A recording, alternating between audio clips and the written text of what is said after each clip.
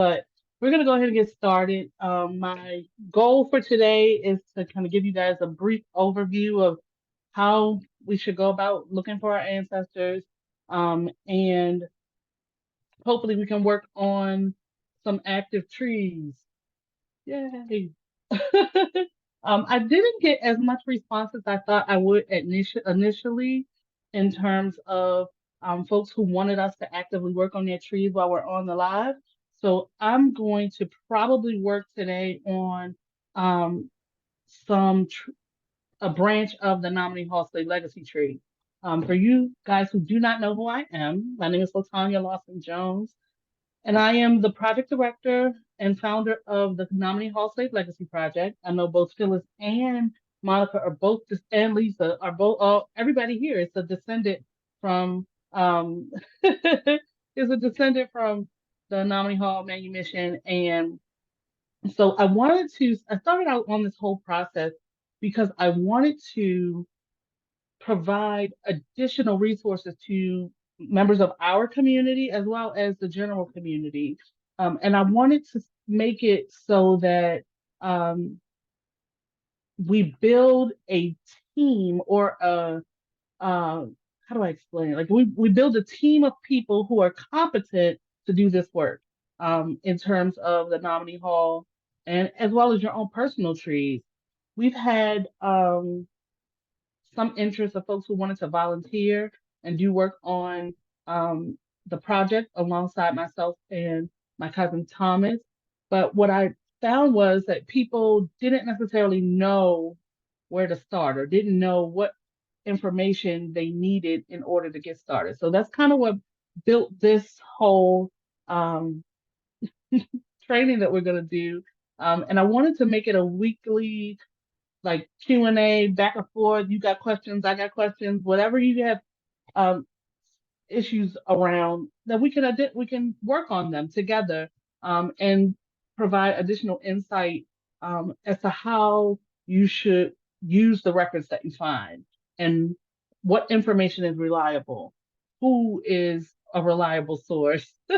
So as you guys can see, we're just going to go over a brief overview of why we should do genealogy. Then we'll go over how to begin, how we should go about um, looking for information related to our ancestors. We're going to go over some terminology, how to record information, um, choosing genealogical software. I wanted to kind of give you guys an overview of what's out there, what's available, um, and what mistakes to avoid.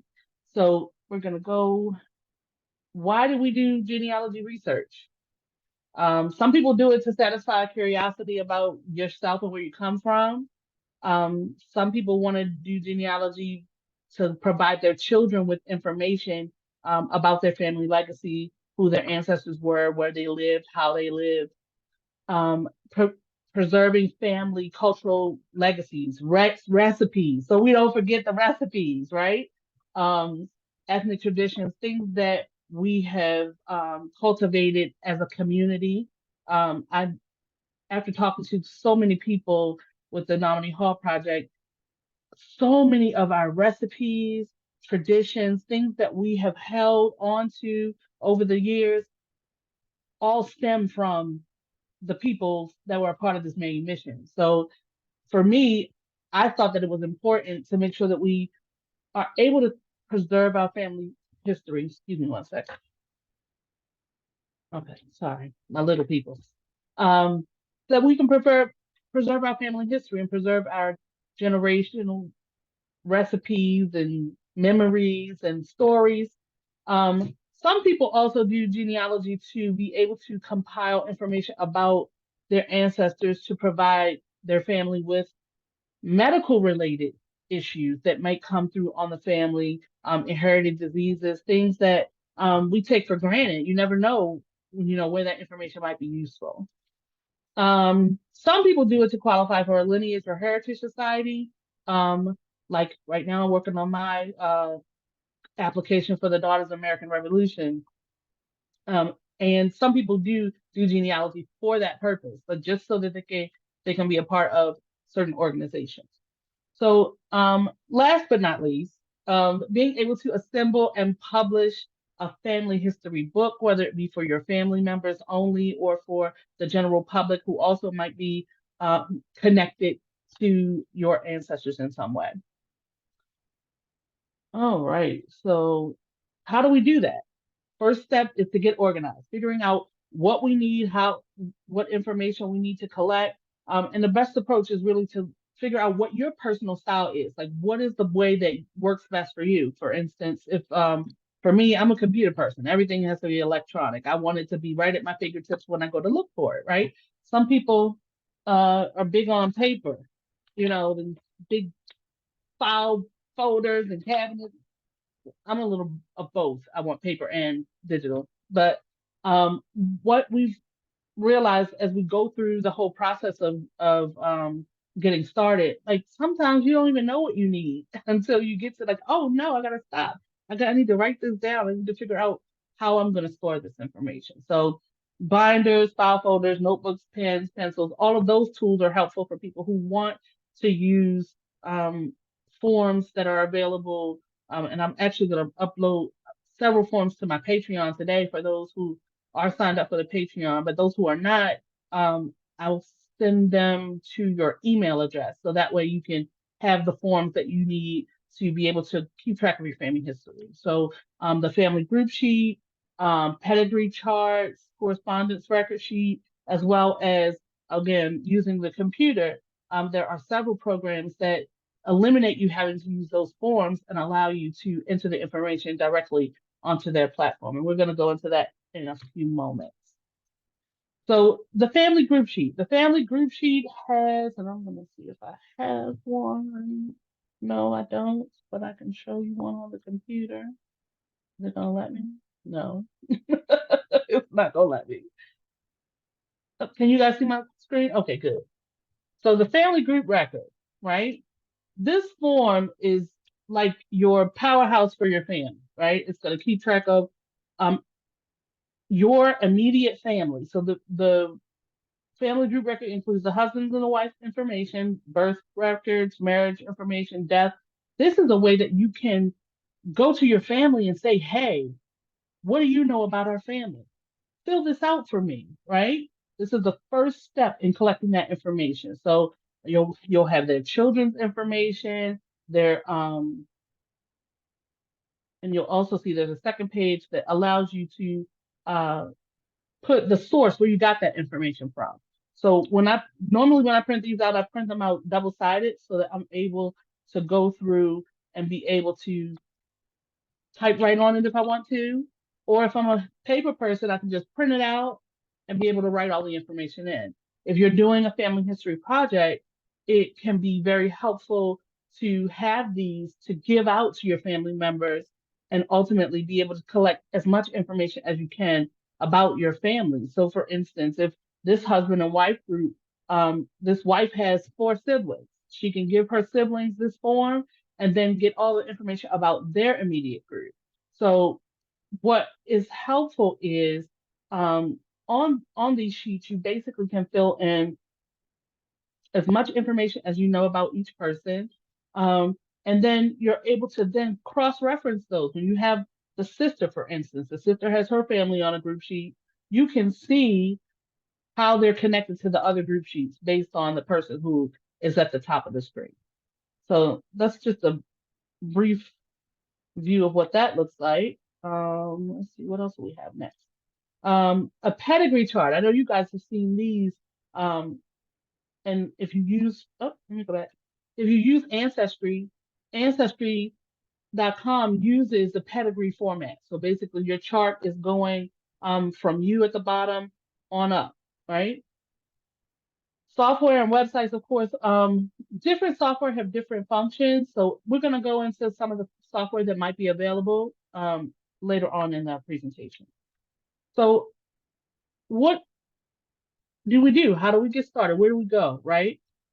We compile as much information as we can about our family members, right? You start with yourself, then your parents, then your grandparents, right? Those are the people who you know. Collect the information that you don't have to go out and get someone else to give you reference for, right? Everything that you know, write it down, put it on a family group sheet, or um, but basically you're starting with you as the focal point. How are you related to these other people that are on the sheet, right? So after you've started with yourself, you've written out your family group sheet for yourself, for your parents, and then for your grandparents, then you can go out and ask your relatives about the family. Ask them to fill out the family group sheet. Ask them about their memories, about the things that they remember as a little kid, things that even things that you may not think are important can be helpful in uncovering a record. For instance, I'll give you an example. I know that my mother used to go to a certain church, right, when she was a little kid. Just knowing that information has been helpful to be able to find baptism records, information that will be only at the church, right? So I say all that to say what you ask your family members. I have a wonderful list of interview questions that I'm also going to make available. But basically, you can go and ask your family, do video recordings of them or audio recordings of them answering you these questions, right? You can come back and then ultimately make that information more tangible by putting it in an electronic format or being able to print it out. But you never know, those videos might be helpful as you move forward. You're like, oh, I remember when I talked to Aunt Susie, she told me XYZ, right? You can go back on those videos or audio and be able to get their firsthand account. Now, one thing that I think also is important is family records, like things that, um, you know, the family keeps hidden away in the safe or in the china closet, or because Or the we metal will lock put stuff. box. Listen, yep, you got it. We will put things anywhere, right? So we're gonna look for letters or correspondence between family members, family Bibles. Family Bibles hold a lot of information, especially when family members, when your ancestors put all the babies who were born in the family Bible, right? Scrapbooks, diaries, photographs, baptismal certificates, newspaper clippings, um, school records, report cards. You can't imagine the endless amount of items that you could potentially find about your family members. Anything that contains anything that contains a name, a date might be helpful for you when you're doing your family history. All right. So how do we begin? Again, start with yourself and your grandparents. You want their names and date of birth, their place of birth if possible, the names of their parents if possible, the date and place of their marriages, names of any children, and their date and place of death. Those are the records that are most commonly used in doing genealogy, right? Everything, record it all, no matter what it is, even if it's the most minute thing that you can possibly imagine, record it, right? Because you never know when one little piece of information will help you get to a larger set of information, right? If you know that your mom went to Macedonia Baptist Church and you go and you find information about Macedonia, there might be information about your ancestors there. I know, for instance, my ancestors were part of the founding membership of that particular church. And so I'm being able to go back and find those records at the church because they pay their tithes. You never know. Any kind of information might be helpful in order to be able to um, record them. So, yep, any record that gives name, place, or date is useful for family research. It's going to give you the opportunity to connect that information to your ancestors' lives in a way of being able to tell their story, whether it be um, their military service, whether it be anything. All records with a name, place, or date can be useful and helpful. So mistakes to avoid, right? Mistakes. Don't put off talking to your family. A lot of people start looking for records before they've even talked to anybody. They haven't written out their family group sheets. They haven't put out all of the information, right? And so don't put off talking to your relatives because they are a source where they might not be a primary source. They might point you in the direction of a primary source. Oh, so here we go. Don't neglect to write down your sources. Where'd you get this information from? And make copies of it if you can. I know sometimes it's difficult to be in a place to make copies of records, but believe it or not, our cell phones can make easy work of taking pictures of documents. I have an app on my phone, and if you guys have Android, I can shoot you a link to it. But I have an app on my phone that lets me take pictures of documents, and then it saves it as a PDF. And so now I have a PDF document of what I saw. So when I go to the courthouse, or if I go to Aunt Peggy's house and she doesn't want to give up on this piece of paper, you can just take a picture of it and be able to go through and have that information be available to you at your fingertips. Don't assume that everything you find on the internet is reliable. And that is like the biggest thing. So many people make mistakes of copying what other people's research included. So, for instance, if you're on Ancestry or even Family Search for that matter, being able to see everybody else's family tree is a blessing and a curse. So, for instance, you go on there, you see somebody who you might be related to, and they might have information on their tree that doesn't match what you have, right? It doesn't match what you have, and it doesn't provide you with the information that you need. When you go on there, you see they just have the name of the person, or they might have children on the tree that you don't know anything about, or that your family doesn't know anything about. And so sometimes people will copy. I know that you know the little trick. They copy from the other person's tree onto their tree. But what Ancestry doesn't do is provide you with the sources of that information. And so when you go, you don't want to just copy what they have. You want to look at their sources, where they got that information from. Um, because people can type up anything and put it on a family tree. It could be any kind of information that they added. It doesn't necessarily mean that it's reliable or comes from a reliable source.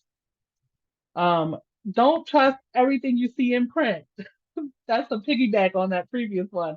Because again, anybody can write a book, anybody can write information down, but if it's not properly sourced or it's not um, accurate, just because it's in a big book doesn't necessarily mean that um, it's accurate. We want to make sure that we pull sources that are reliable sources, first level sources like the census records, social security records, birth records, things that come from the government.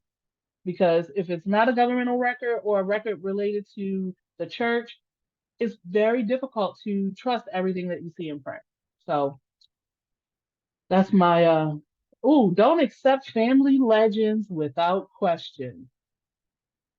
If everybody's telling the same story, it's likely true. If multiple people are telling a different story, then it's probably not true. Um, when you're searching for information, don't limit yourself to the current spelling of your surname. Your surname might have been spelled incorrectly on the census because the census takers, of course, didn't necessarily have to, and doing African American genealogy, the census takers are white people. And sometimes they don't take the effort to provide accurate information. They just wrote the names down as they thought they were spelled, right? So somebody named Lucinda might not be spelled like Lucinda.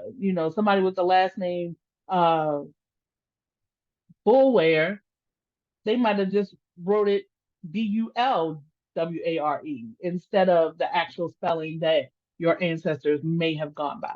So don't limit yourself when you're doing your search for just the current spelling. You want to make sure that you look for more than just your current spelling.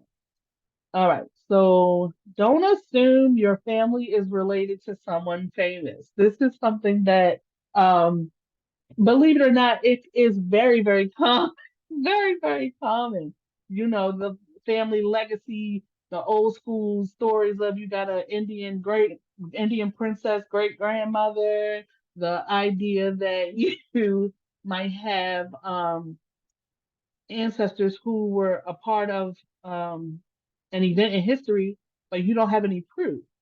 You ha- we have to find proof, and if it's not substantiated by proof, then it's not real. All right. Beware of taking other people's research as fact. Woo! Knock on wood. That one is a big deal. We talked about before.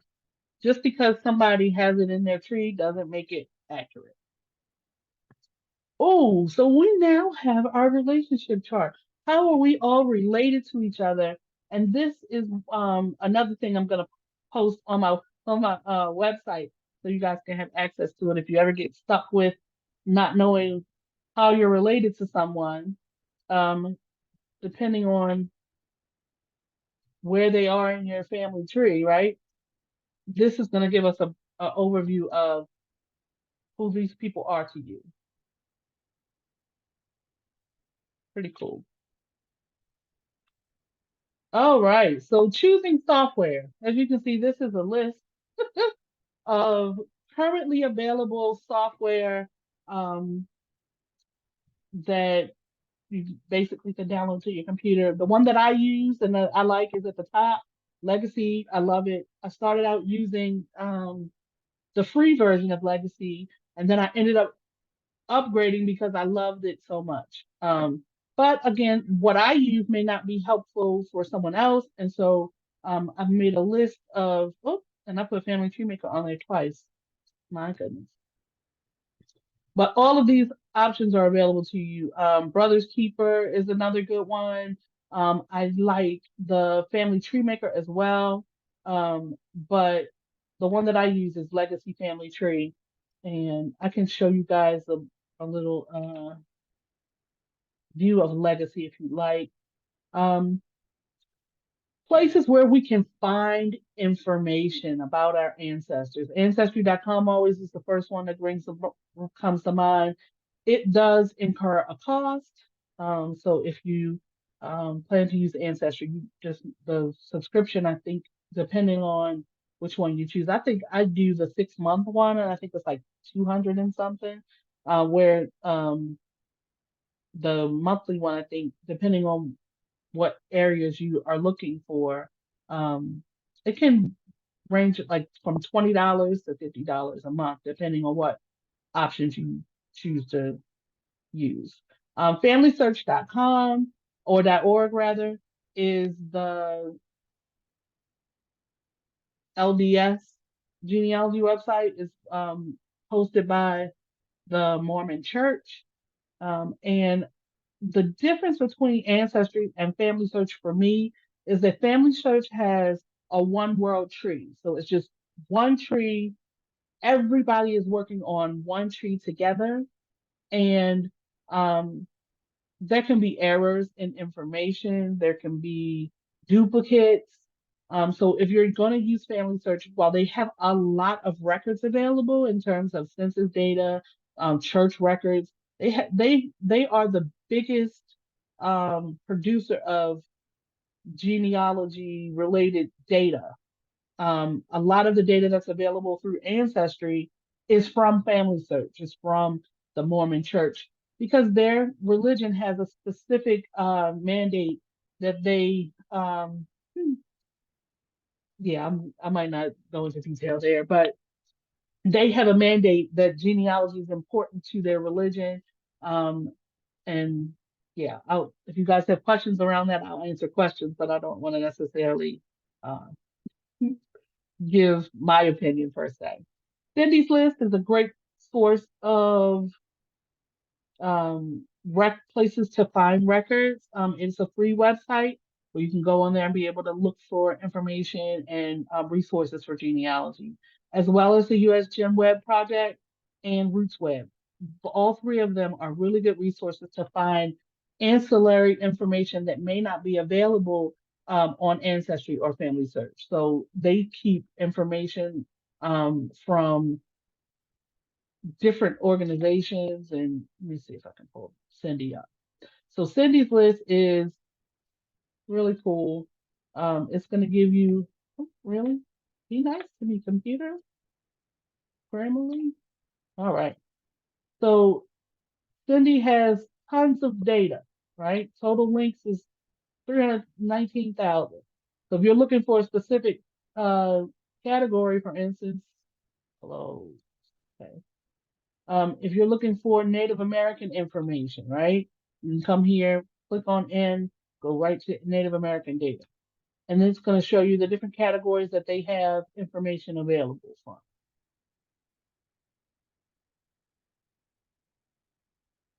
All right. So Cindy's list is a good resource. The other one that I wanted to show you guys is the US Gen Web project. And it is kind of similar in terms of it being able to, you being able to find genealogy resources.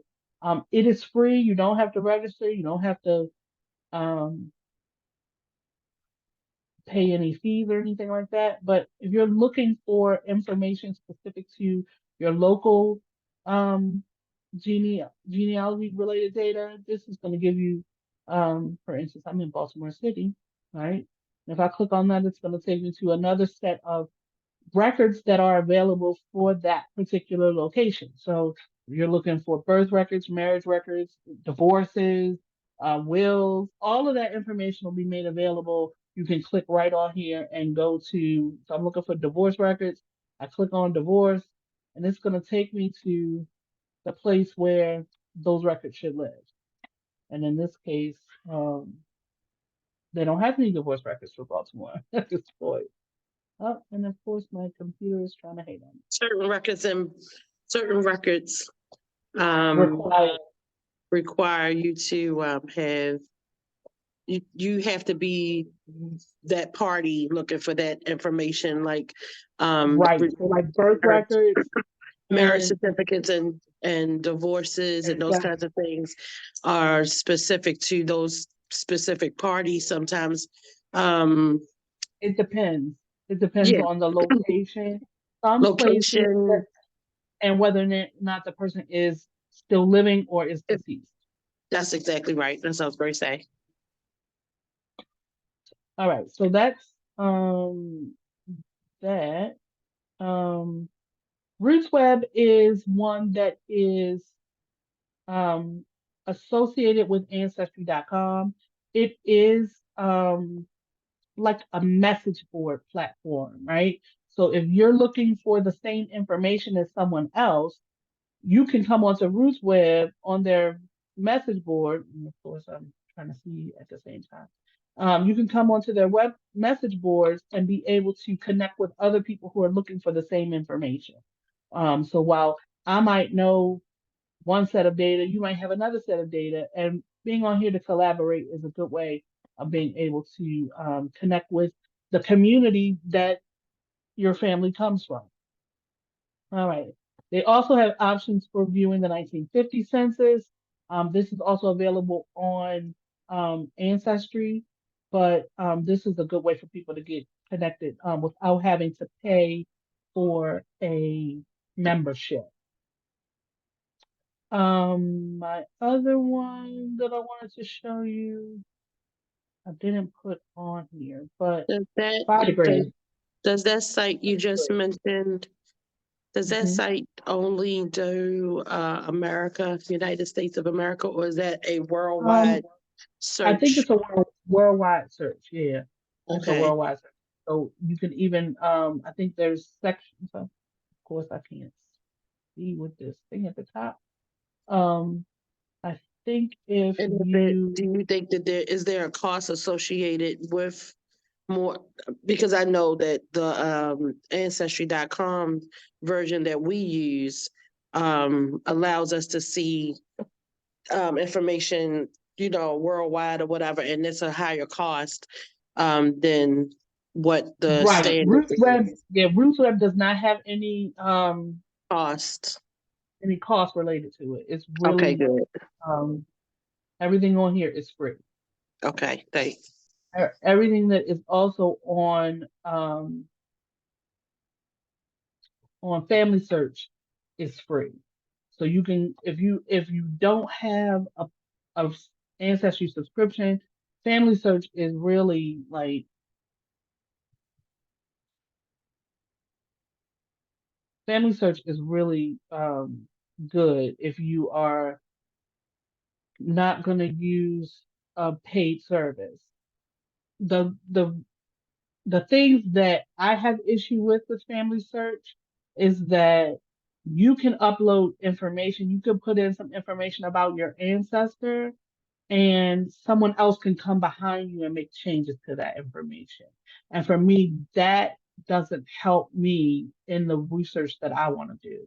So it really depends on what you're trying to, if you're trying to connect with other people who also are looking for the same people, Family Search might be a good source of you being able to connect with those people. But the the caveat for me is that anyone can come behind you and make the change to your ancestors' information. And unless you are vigilant, that information will stay on there. But, you can remove it and they can add it back. You can remove it and they can add it back. And so it's this dance of okay, why do you want to put unsubstantiated data on the record? And so like that's my only challenge with using Family Search. One thing that I will note though is that it can be helpful for you if you are looking for information and it's not on Ancestry, right? You can go on Family Search, see what records they have available, and you can then save those same records from Family Search onto your Ancestry account. So it's not like you're going to be um, going between the two of them. Um, but basically, it allows you to be able to get information that you may not have ordinarily found. One of the things that I like about the Legacy Family Tree program that I was telling you guys about is that I'm going to go to it so y'all can see. There it is. Legacy allows you to search. No, I'm going to skip that for right now. Legacy allows you to search on Family Search and find a grave. So hey, here's me. Here I am. Let me go back. And what information I have about myself and my parents automatically show up on the screen. It's very user friendly in terms of the capabilities of it. But what I like about it the most is that I'm able to search for people on Family Search directly from the program. I can find a grave directly from the program. So it can be helpful in that regard. Ancestry.com is just a link to go to Ancestry. It's not necessarily connected the way that Family Search is connected. But for instance, if I wanted to go into just my record, uh, it's going to allow me to see what information what events or information I've put in. It's going to allow me to see, as you see right here at the bottom, this Family Search ID. You can connect your record from the legacy program directly to Family Search. So this is helpful for maintaining your information being correct and the people who you are connected to. So if I'm looking for an ancestor and I was able to find their Family Search record, when I go to Family Search, right? And I'm gonna log into Family Search so you guys can see what I'm talking about. Oh, no, come on.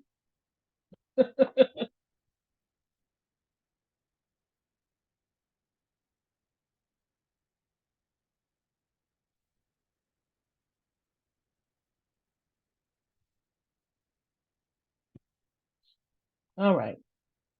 So this is what the Family Search screen looks like when you first log in. And it basically is like a very easy interface to work with. Um, you can choose to share information about your family, or you can go to the actual section that has information about your family. So as I come down, why is it not letting me scroll? You won't let me scroll.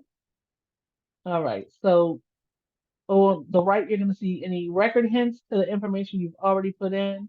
And these are all people who were listed on the deed of gift. How about that? This one in particular is my second great grandmother, right, Lisa? And so when you look at I a person's record, you'll see right here, this number right here. This yeah, is that second. family search number I was telling you about. So each person that's put into the family search, into the global tree, is going to have a specific code assigned to them. And you can keep track of that code on your family group sheets. You can keep track of it in the notes section on your ancestry, because people who use Family Search look for that information and how it can benefit them to be able to get the other information. So from the top, the family tree, I'm going to show you guys. It's a global tree. So you have to tell it who you want. There I am. Hey. So as you fill in information about yourself, it starts building the next generation, right? So for instance, this is, well, I've done a lot on this side. So if we're looking at people from the deed of gift, come on. These are people from the deed of gift. So it allows me to continue to go forward. Now, right here, you'll see this little red mark. This is telling me that I need to fill in information, and it gives us what information we're missing. So, like, unlike on Ancestry, for instance, Ancestry doesn't tell you what information you're missing or what your research goals should kind of look like, right? Where this is telling us, hey, we're missing a standard burial place. Where is this person buried? It gives you hints or tips on the appropriate information that you should be looking for. Good example. Oh, and I stopped here. Okay. So on my on the world tree, this is where that line ends. John and Millicent Neiman, for instance, these excuse me. John, I know for a fact was on the deed of gift, but I don't have any additional information in the family search um, global tree about his parents. And I could come here, add the mother and father if I know that information, or I can come to the person's record and be able to use the search functionality to be able to find additional information about that person. And this is weird. It's a quick question, Natanya. Yes, ma'am. Okay, on my family search, they've screwed it Mhm. up, of course. And on the Mhm. world tree, it's not as it should be because they changed it. Right. So how do I go about that? Do I contact them or get rid of? They've just really screwed No, it up. so one of the things that I do when I'm working with Family Search is I'm gonna put in sources for all of the information that I know is absolutely correct, right? They cannot um, remove data that has a source associated with it. So if you put in a source of where you got that information and confirm that that information is correct about that person, it makes it so that changing it is more difficult. Okay. I'll give you Well, an yeah. if Well, they put in a bunch of new people. They moved to the white line, and believe me, we're not there yet. So I'll go back and look at it and see. But no, they've made all kind of changes. well, if you'd But like me to anyway, look at it, we can look at it together if you like. That's cool. I'll make myself available. okay. All Yeah. right. That'll work. I know where to find you.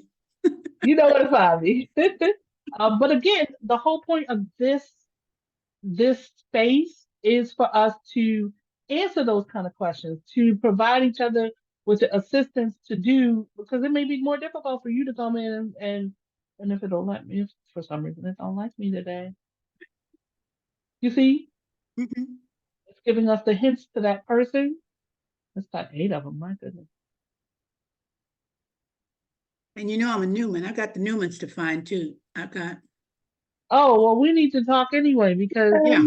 everybody on this call Same is here. a Newman All right, the Newman. Newman descendant, blood. with the Well, exception of Paulette. Paulette, she But might yeah, be a Newman. I gotta check she her. might be. Yeah, she I might love be. it. I love it. All We're all right. Newmans. So, All so Newmans. that's hilarious. When I connected with Monica last week, and she was like, "Yeah, I'm from," telling me how she was descended. I said, "Wait a minute, we really family." Yes. Yeah, um, yeah, my Newmans go way back. Yep. All right. So most of my stuff that I do is on Ancestry. I don't use Family Search as much, but it can be helpful to find certain types of records, and I'm going to show you guys this now. So on the search section, you decide what you're looking for, whether you're looking for records, you're looking for images, the family tree, any genealogies that people might have uploaded. Um, Books, catalogs. This is all data that they have available for us to be able to use. I got the hiccups. I'm sorry, you guys. But if I'm looking for a particular person or a particular record, I can come here to the record section and it's going to give me options for searching for what I'm looking for. So you'll see a section right here that has like a basic search. If you click on more options, it'll pull out and allow you to put in more information to search for. So more specific information like their parents, their children. If you know their group number or batch number, you can also search for it that way. So at the bottom, you'll see a section for find a collection. And right underneath of that, you should see browse all collections. Now, this will give you the list of all of the records that Family Search has available. It has 3,309 collections of information. And those collections, as you can see, vary from in terms of like how many records are in each one of these collections. You know, Alabama Civil War Confederate soldiers is 1.2 million people. That's crazy. That's crazy. That's absolutely insane. But as you can see, Alabama County marriages, this is just from 1809 to 1950 is 5.9 million records. So each one of these collections, and you'll see there's like 300 pages of them as you go forward, right? If I want to see more results, I'm going to click on this. I want to see everything. So I'll say all, it's going to update this page to show me all of the collections. So as I scroll down, I should be able to see all the collections. It even includes information from foreign countries. So any collection that they have acquired, because Family Search actively goes out and acquires collections. They pay for records, they pay for family like books and all kinds like I know for sure that like some of Robert Carter's papers is on Family Search's website. Um, but that's Robert King Carter, not Robert Carter III. So if we are looking for information about our ancestors who descend from the enslaved who were owned by Robert King Carter, then that information will be available here. But again, this stems back to as you can see, Brazil, Canada, and Lisa, you might get some assistance here I'm for your, thinking, yeah. So yeah, they've got all especially kinds. with I'm looking. Canada. Mm-hmm. Does it have, does it So have, well, I we guess if it have, has Italy or whatever, it would have Jamaica as well. yes, exactly. Let me go back to just a few. Yeah. It's just three of them. That's more than what I can find on my own. So, Yeah. So that might be a good source for you to look and for what I they're looking use Family Search when I'm looking for actual to link like birth certificates and stuff. for. Hmm. Like I have found a few birth certificates on there, but Jamaica is really a hard search. It Their is records were are very difficult to locate. because But they want you to come. That Canadian connection might be a good look. I didn't think to go there for that. Good. Okay. Glad I mentioned it.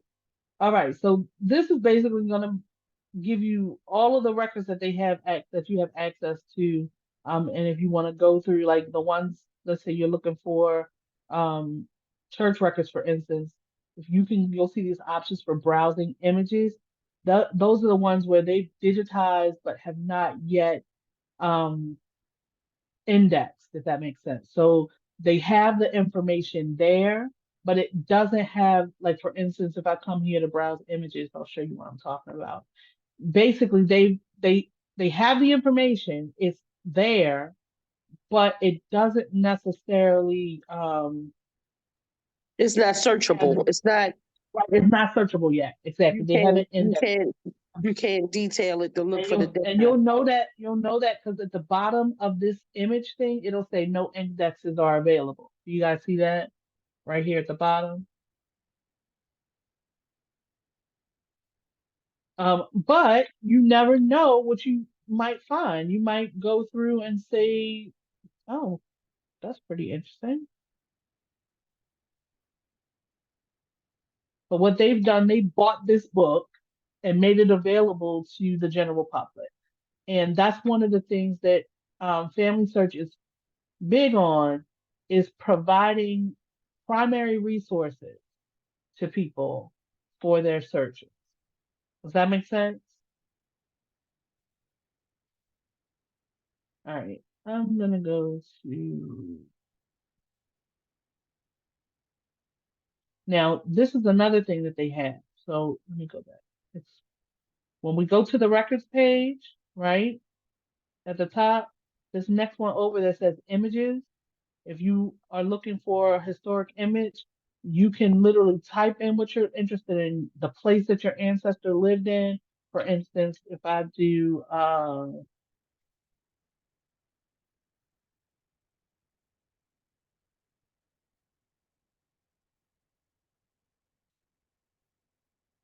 can come here, boom, and then it's going to pull up all of the images that they have for that particular community or that particular location.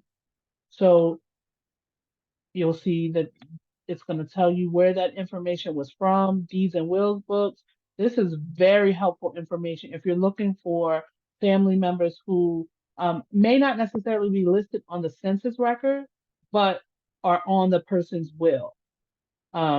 It's a alternative primary source to find additional people who may be related. Because in the will, you might find, I'm leaving this to my nephew, such and such. And basically, you'll be able to further build out your tree based on the information that you find from these records. So um, that's just an idea of another place where you can look for information. But this is how it comes up when you click on it. It's going to give you just the view of the actual documents. And this one is the United States Census from 1840. And as I click on that, again, the difference between this and Ancestry, in my opinion, is that you can get the actual document in a very, very high resolution. On Ancestry will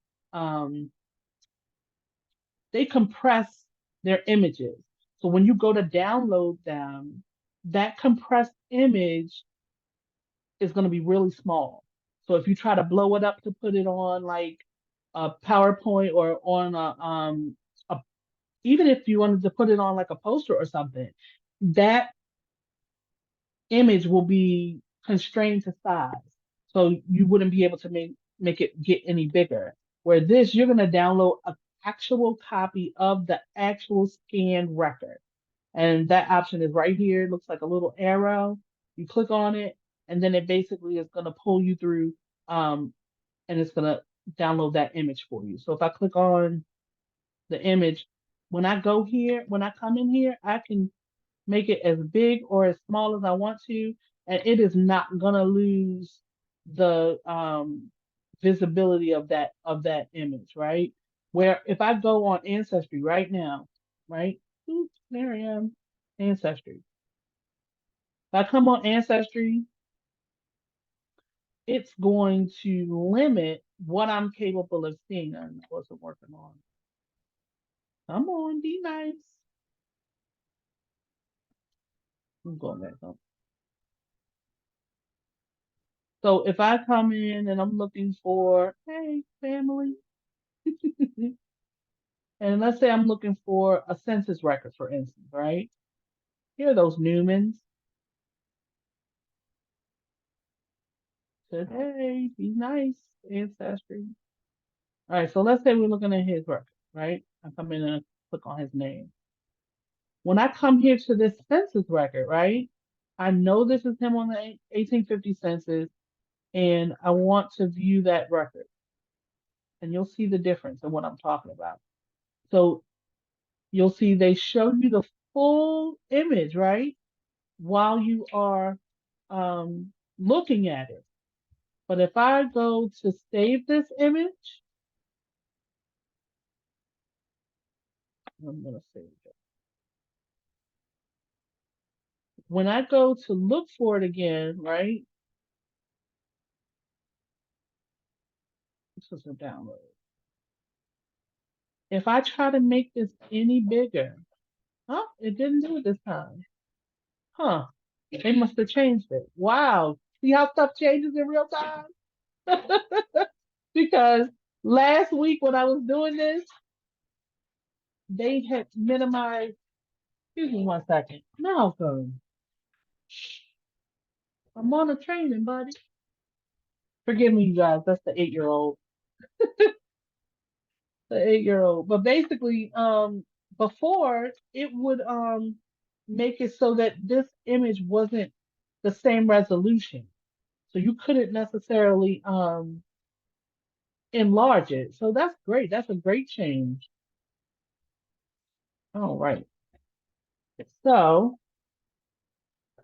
this view on Ancestry, let me see if it'll let me do it.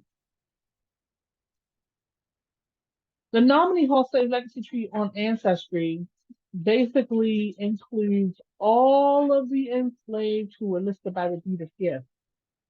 Malcolm, leave it.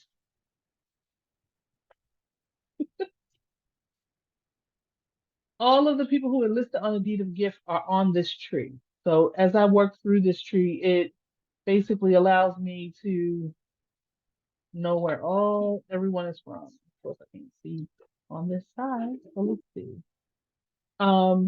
So when I'm working, I work from not just Ancestry, but I also work from our website. And I try to upload things onto the website in a way that allows people to be able to find that same information. So on our list, we have the enslaved community at Nami Hall Estate. When you click on it, it's going to take you to people who were freed by the deed of gift.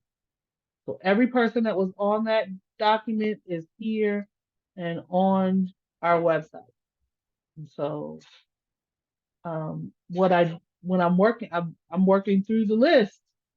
And if I want to go to, for instance, Enoch, it's going to tell me what I know about him, right? And this particular set of information is pulled directly from John Barden's Flush with Notions of Freedom dissertation that he did. I don't know if you guys have a copy of it, but if you don't, let me know and I can get you a copy, because it has tons of really, really, really great information about the deed of gift, the nominee manumission, and each individual person who was freed by the deed. And you'll see his sources are immaculate when it comes to where we can find information about this person, right? So this person was actually proved in court and emancipated on January 6th of 1800.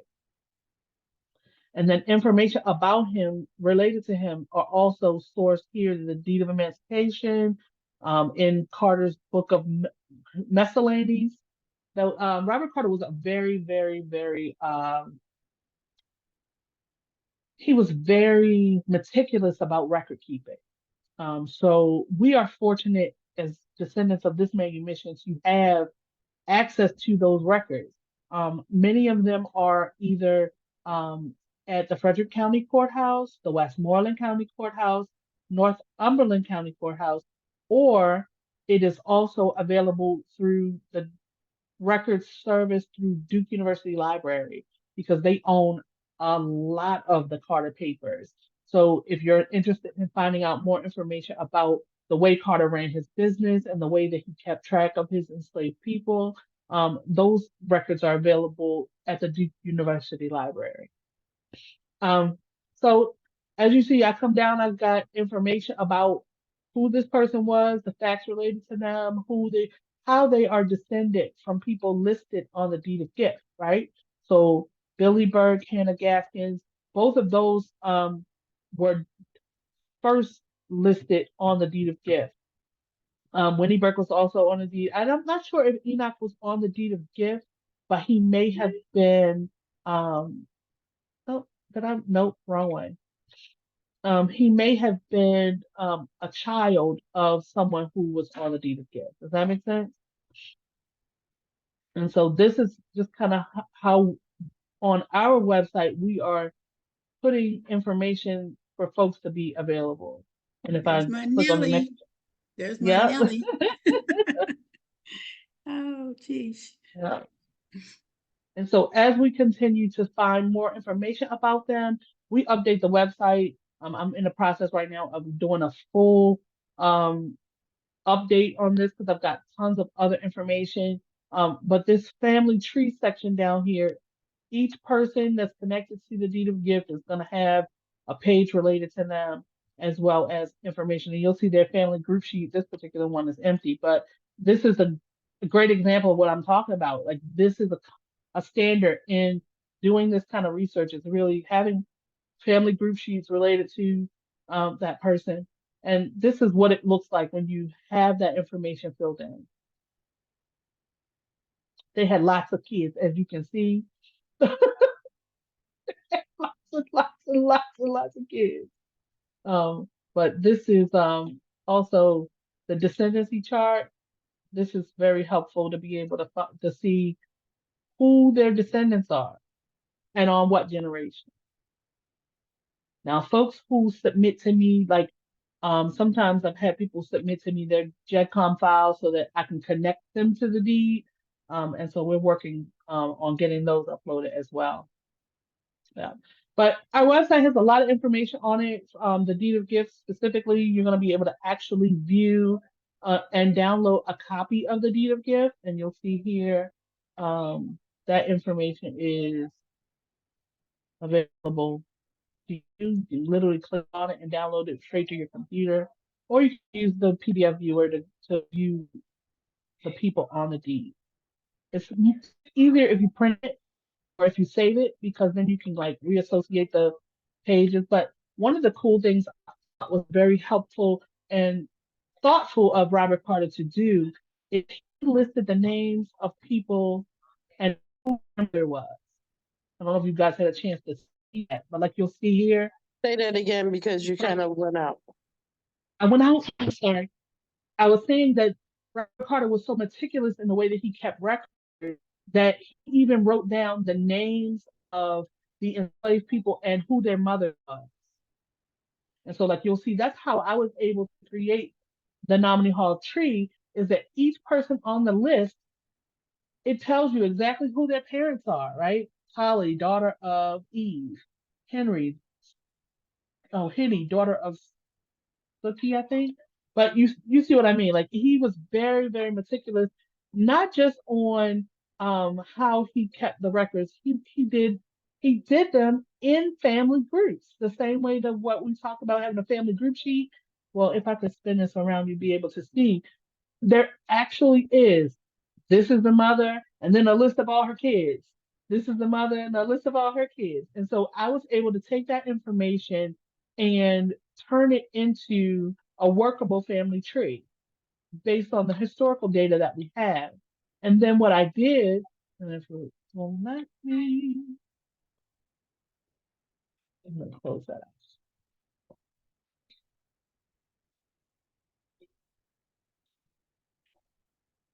out. Okay. Um, for some reason I cannot see because this thing at the top is hiding what I'm trying to go to. Um, that's weird. Anyway,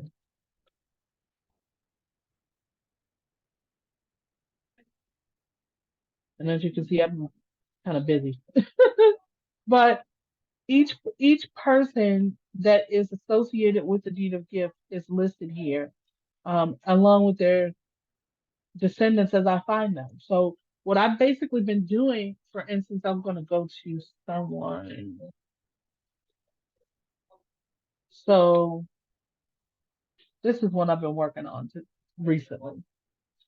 Sarah Brutus, she's listed on the deed of gift. I think she was listed among the very first set of people who were free, but she's what I've been working on lately. So what the point of what I'm trying to do in terms of the Nominee Hall State Legacy Project is that I'm going from our historic record from the past, right? Sarah Brutus listed on the deed of gift. I'm going from the past and searching forward so that people who are searching backwards are able to find their ancestor on our tree.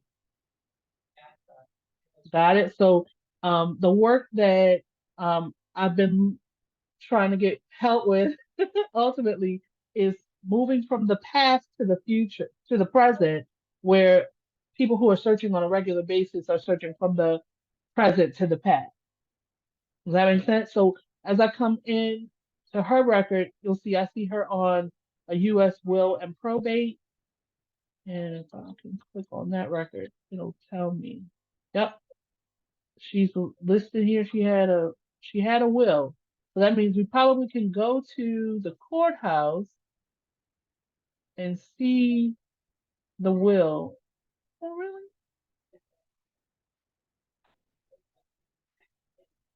And there she is, which is really cool. I have an anecdotal story about Sarah Brutus. She was a humdinger. Based on the record in Robert Carter's diary, Sarah Brutus was a very tall, statuesque woman that was, she was big. She was a big, tall person. And Robert Carter was not involved in the day to day, like he didn't manage the day to day activities of the enslaved. He had, of course, overseers and people that maintained order and such, right? Sarah Brutus is in Robert Carter's diary, and they tell the story of her. A man came to Robert Carter asking to be switched to another plantation. And the reason that he wanted to be switched was because he was afraid that Sarah was going to beat him up. So Sarah and her sister, Sylvie, right? Her sister got pregnant by the same man. And Sarah said, "That's my man." Sarah said, "That's my man." And she was like, "Oh no." She put the overseer in his place because the overseer matched him with her sister because he was trying to get more enslaved people. Like that's the bottom line. So her, Sarah's husband on the Sam Brutus, because he was still her man after they got freed. So Sarah won, but Sarah had this man shook, and he asked to be removed from the plantation and sent to another plantation. Robert Carter owned 19 plantations, so he knew that he could go to him and ask him to move him. But Sarah, did I write it in the notes? Maybe it's in the notes section. Yes, it's in the notes. Sarah, nope, I didn't write it in the notes. That's a shame. Um, but long story short, Sarah had the people shook. They was the man said, I need to leave here. I can't be here. Um, and ultimately he moved him to a different plantation, um, for his safety. But Sarah was a humdinger. They said, she said, "Oh no, no, no. What we're not doing is that." And Sarah, So and is Sarah a part of our line of family, I or is don't she I just a don't believe person that was I, there? she was a descendant of the manumission. But I see, get this it. is the thing, right? I'm just trying to So see if I'm still Sarah like I'm if just I got a starting to little bit of work her blood on in me. I'm just starting to work on Sarah's family. So as we go on, maybe in another session when we next week, maybe we can go into what I found on Sarah. Um, so we'll see. That's the whole point of this, is to make this a weekly series that we can come together. You can ask questions that you have issues with on your own genealogy, or whether you're doing research for someone else. I think I want it to would be really fun if she is related to somebody that's on this in Yeah, this. it would be. It Right. You would know, be I, for sure. that I would be didn't see so her. fun. I looked on my tree. I didn't see her. I was looking for her. I wanted to be related to her. I like her. Uh-huh. So one of the things that is like for me a big deal, right? This community was community, if that makes sense. Like they, even after becoming free, they still stayed in that tight knit community.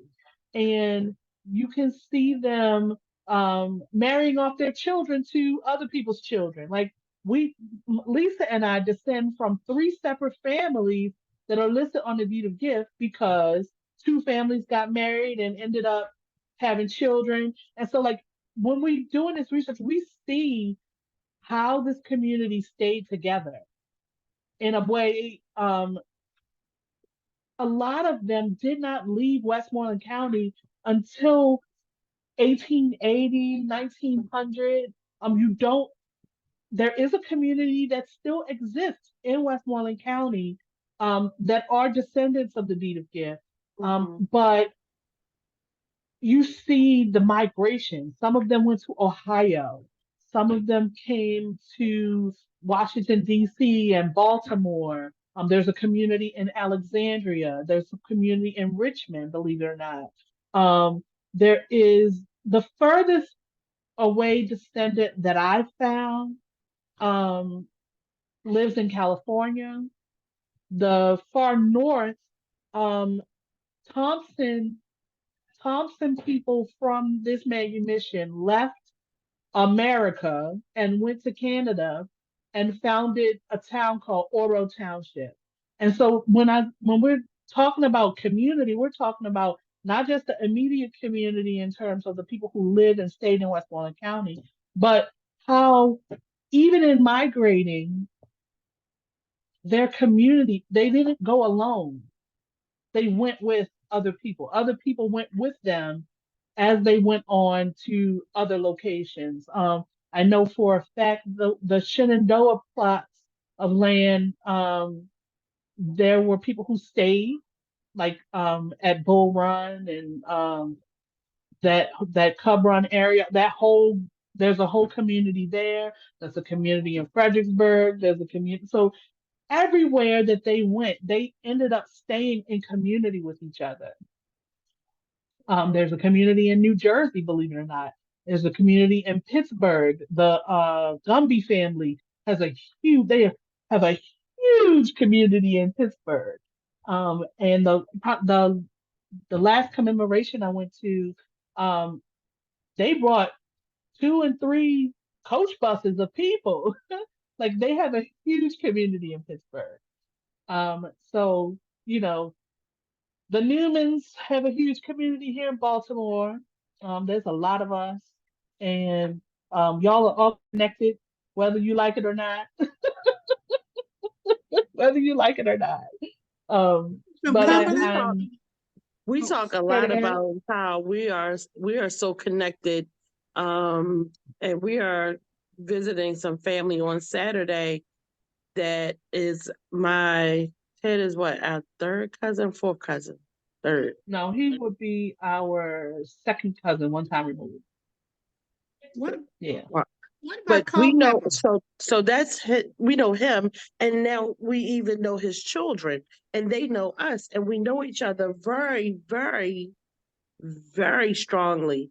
We go for birthdays and graduations and everything, and some people still don't know who their first cousins are, and we know who the third cousin, second cousin once removed or something it is, and it's just a testament to how their community, how their structure continued down the lines, and how it's just what we do. It's not even written down. It's just a innate thing to be connected. I'm just gonna tell I- you Mhm. that we all fry chicken the same way.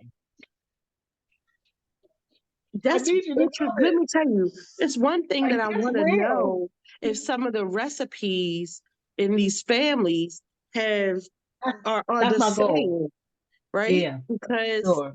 our immediate ancestors, my great grandmother and her sisters and brothers, and them are gone, and so some of the recipes that we all love went away with them. We didn't. Some people didn't get it right, but we got a lot of them. But Oh, it wow. would be interesting to see if your families that we're all connected with eat the same types of foods or prepare things in the same types of ways, and are some of the recipes the same. Yeah. Can I ask real quickly? Uh-huh. Newman's Culpeper. That's the line which I come out of, the Culpeper line, Virginia. Hmm. Cave Newman is one of them. Was the kind of, I don't want to say the artist, not out of slavery, but Cave Newman. Anybody familiar with that name? Cave? California? Cave, Cave, just like a cave. Oh, And he no, married I don't. Gaskins, I think. Get it right here. Yeah, that's what I've got about 5 or 6 surnames, maybe 8, but Cave Newman, Cave, Huh. and Culpeper. I haven't, but we need to figure out our connection anyway, Phyllis. So that's I something know. I'd love to Oh, dive into if you oh, I'm willing because you I'm losing sleep at night. You guys are talking about all the food. I can't even get on the plantation. I'm hanging out there trying to get into the oh plantation. They gotcha. won't Okay. let me in because I can't connect. I've got all the people and I've made all the trees DNA wise and everything. And I've got all of these people, Burks, everybody. I just can't Right. get my grandfather in there. There's some stuff going on in my family, which I don't even want to begin to talk about. I don't know, but something's missing. Okay. Yeah. Yeah. But Yeah. anyway, that's Let me kind of know when you have some time. We can dig into your problem areas if okay. that's something you want to do. Okay. Yeah, because I've built all the trees and I have, like I said, all kind of trees. I just need to get me there with the Burks. And it's one So living guy. Linwood Campbell. Anybody know him? Oh, if I could connect with him. Linwood Campbell. He's out of Virginia. He's a DNA match with me. And he helps me get back to the plantation. So huh. I've messaged him. We can talk about that later, but I've messaged him. Yeah, no. That's absolutely. Let's talk about that. Hmm. Um, so this man on my screen, He's in mine. he is in yours. That's why I Hmm. pulled him up. Yeah, I know. So Okay. this man is a direct descendant of Robert Carter II. Robert Carter II is his father. And in one of the records for Robert Carter III's diary, he talks about how Baptist Billy, his brother, who he called my black brother Will, Mhm. he writes about how he wore his father's face better than he did, and how he looked at him and could see his father's face on his face, if that makes sense. And that his relationship with Billy was part of the reason that he decided to free all of the enslaved. So he is there's a huge community of descendants of William Burke that live in Ohio as well as in Virginia. But yeah, I haven't had a. Oh, that's not him. So this is where on Ancestry, you guys, I know you most of you are familiar with Ancestry and the way that they do things, but they'll send you information, right? This is exactly what I was talking about before when I talked about um, not knowing what information is accurate and how we determine what information is accurate, right? So when we look at a record, right, we see the person's name, we see their birth, like we'll see their death date, right? And you'll see he died in Ohio. His family went from the plantation that is in Manassas, um, and they ended up moving to Ohio. So during the time that the manumission took place, West Virginia wasn't a thing. And so they moved to the western part of Virginia and then ended up in Ohio. So this particular family grouping, though, um, many of them stayed in Virginia. Many of them ended up raising families there. I know that the Gaskins family is one. I know that um, most of the Burke family did end up in Ohio, though. But what's cool is as we come through his record, it's got six hints related to him, and you'll see some of them are in West Virginia because at the time it wasn't West Virginia, it was Virginia. But as West Virginia annexed from Virginia, those records still lived in that courthouse in what is now West Virginia. And so you'll see stuff sometimes they'll be listed as West Virginia, or you might see stuff that's listed from Ohio. But what we know about him is what informs us on how we work this record, right? So when we come into Ancestry, we put in the information we know, and then Ancestry tries to give us what they think is related to that person. So as I come down, you'll see West Virginia probate, Rebecca Car- Carter Burke. We know that that's not related to him in any way because he's not Rebecca. So we can ignore that. As we come down on U.S. Civil War pensions, he did not fight in the Civil War. I know that, but we also know his name is not Thomas Burke. So we can ignore that record, right? Select marriages, this isn't him. So we're gonna ignore that record. Oh, you're What helping what me. really yeah, what really gets me though is that Ancestry will give you names of people who may have been that person. And so that can help in certain ways of being able to connect certain information. But this particular person, Thomas Burke, who they are trying to say is him, it's not him. Mhm.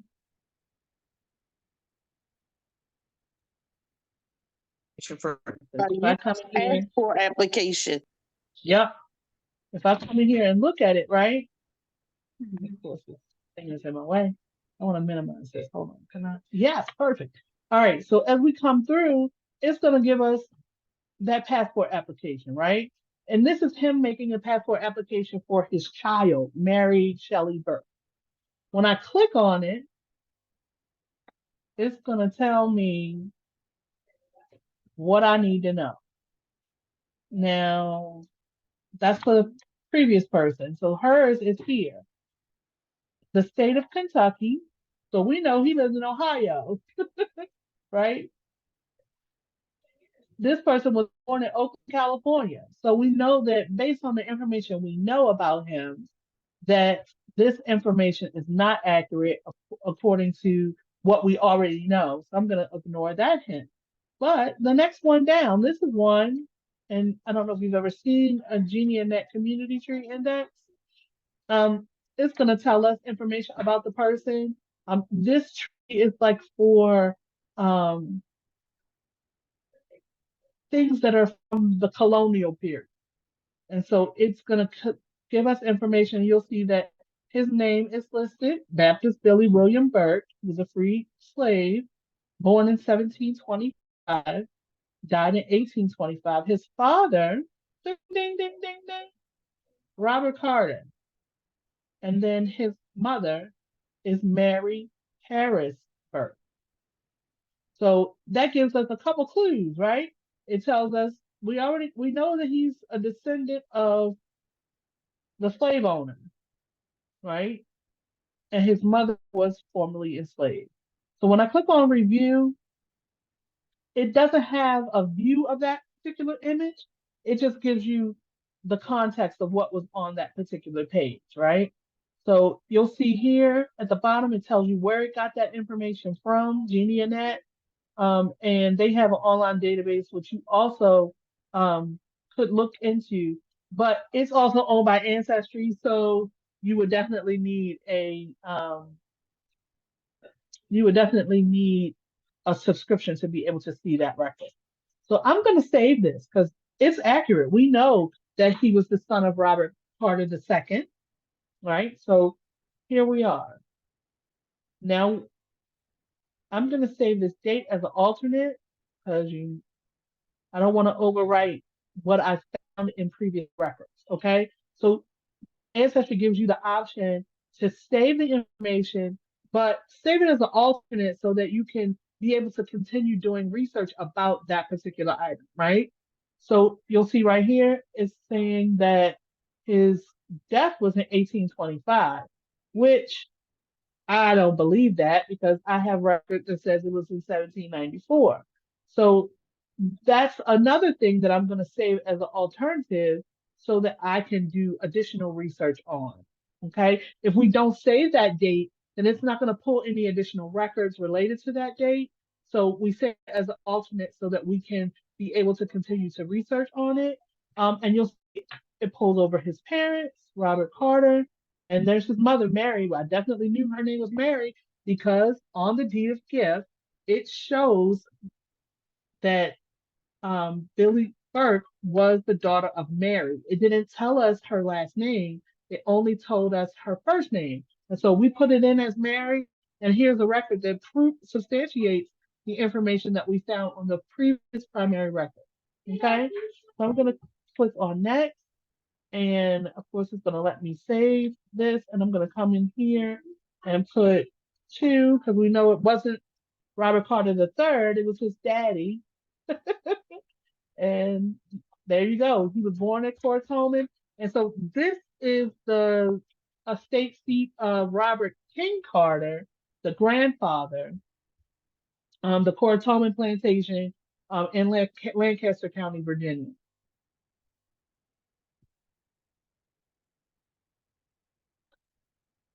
Mary, and we're going to save the tree. Do you have Now a- that has been, uh-huh. I was gonna say, do you have a date of death for Mary? I do not. Nope. I have her being born in 1703, I've but I got don't have. I've got 1792, and I literally have a Presbyterian church record that I might forward that to you.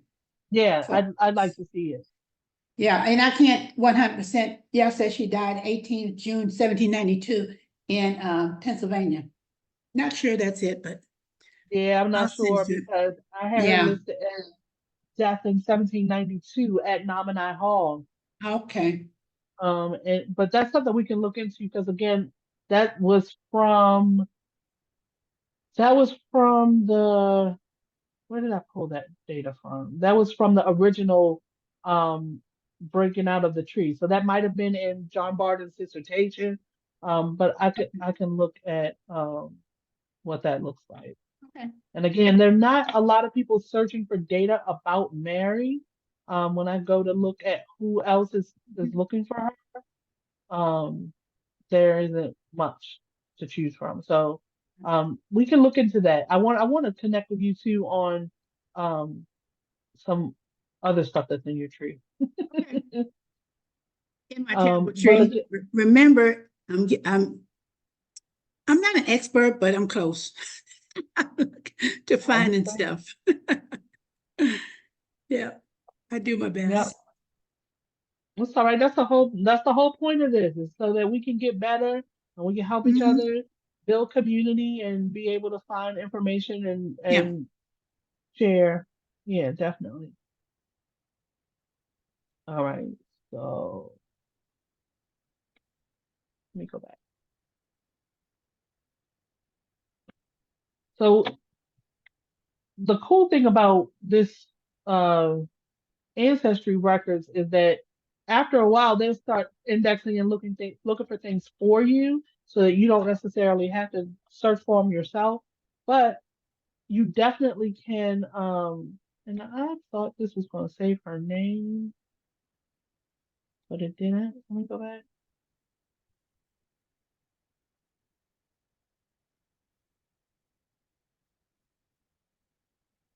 So I'm just gonna it saved the record. It didn't save and again this also shows her death at Nominee Hall. Okay.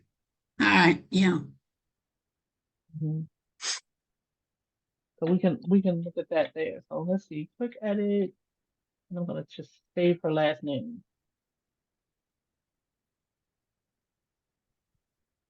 Perfect. So that's how that works. Did you guys have any questions? I know we've been on here for a while. Like if there's something specific we want to look at. Ooh. Oh, I'm just thinking. Excellent presentation. Excellent. Thank you so much. I appreciate you guys for being here, participating with me. Yeah. Yeah, it's I very was, helpful. Thank you. yeah. I wish I was more prepared, but I just was running in, with some questions, No, but I don't. so today was just the first icebreaker, right? In the Mhm. Okay. next coming weeks, we're gonna probably have specific people's trees to work on. We're gonna have Yeah. additional um, just additional information that we didn't have for tonight. But tonight was the first one, and so I'm trying to decide how I move forward in terms of the following weeks. Whether we do a brief overview in the beginning and then kind of dive into actually working trees. So if there's stuff you want to work on and you want me to help you with, um, just go onto the website and fill out the feature form. And then that way I can have you on the list of folks that we feature and we can go Okay. through um, questions or issues that you might have or, areas of research that you want to focus on. Does that make sense? Mhm. Yeah.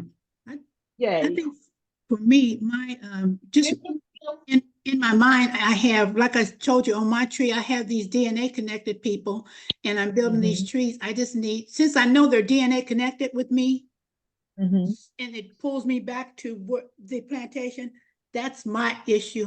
I need to try to place them and, do the centimorgans and all that kind of stuff to get them to where I need to really start figuring out where do I connect exactly with Right. Okay. the Burks and So one of Gaskins the and all those. one of the good things about DNA on Ancestry, DNA on Ancestry will give you. It has a couple tools that you can use, and I don't know if you're Yeah, aware of True them. Lines, I've used that, True Lines, yes. Three I've lines used is those. one of them, but on your DNA matches, specifically, you're gonna be able to see under shared DNA. Yeah, You can show the range of the people who you want to find, right? right, So, right. how many centimorgans, and we can go into and show you how. Um, I think I have a chart. I'm going to send it to everyone. Yeah, I yeah, the green chart. Yeah, I have Yeah, I have a green chart of the numbers. Yeah, oh, okay, yeah, yeah. okay. Um, but it basically allows us. Let me see one thing. The Do common you, ancestors one is really interesting to me too because it allows you to see people who also have your ancestor in their tree. um, do you have the name Campbell in Mm, your particular tree? let me look. I was just wondering.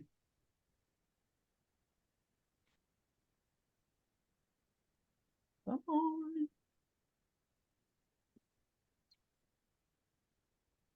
Oh, there we go. Yeah, I got some. Yeah. Do you have Yeah, a, I got some. yeah, yep, see? And what about in your matches? Do you have Campbell in your matches? I don't know if you Let me wanna, see. It's all right. that's where We're I'm past at. our we're past our time. Like I was Oh, hoping that I kept. No, it's all right. We can look. It's on Zoom, so we can go as long as we want to go. yeah, But right. I just said set aside an hour and a half because I didn't want to occupy everybody's Yeah. time. Well, Yeah. So, but let me see. okay. While you're Campbell. looking, Paulette wanted to tell you guys she had to go because we're at 5 o'clock here. She's got to fix dinner for her family. Oh, God yeah. bless her. Thank Yeah, you. so When you and talk to her Walker, again, tell her I yeah, said Understood. thank you so much for she'll be being back there. on. She loved it. She Okay, loved it. awesome. Sometimes in the evening after we've done everything we're supposed to do for all our families and we get everybody down. Right. Tanya and I be on the phone for Oh, hours. Me too. in case you don't know, that's my sister Lisa. I kind of figured that. Yeah. And we on the phone for hours. Okay, I what's am too. interesting? Okay, this is surname matches in the tree. Let me go here. Yeah. Oh, there you go. Some camp. Uh-huh. Yes. Yeah, Yes. I got some. Okay. Okay. Debbie, Michael. Yep, I got Wow. some. Okay. Dr. Wow, look Seuss. at that. See, there you Mm-hmm. go. That's why I know we're Yep. on the right. George Yep, Janice. you're on the right path. You're on Yeah. the right path. We're on Uh-huh. the right path. Yep. All righty. So that's Okay. cool. I want to show y'all another thing though. You're gonna laugh. This is in my DNA matches, mind you. Go back up. This right here, Mm-hmm. Mm-hmm. I can't see that for whatever you what's RT, that? RT. RT. Mm-hmm. Can I see that? RT is Henry Louis Gates. His father's brother is a DNA match to me. Wow. Huh. And when I reached out to the lady who handles his tree, she said that this line of his family was a brick wall, and he is he's a direct descendant of the Thompson family that were manumitted by the deed of gift. Oh my goodness. Yep. Well, I guess we'll be on. I Yeah, guess can we we'll be be on? doing fun. Yeah, on that show. So, He's got uh, to. Wouldn't that Yes. be listen. amazing?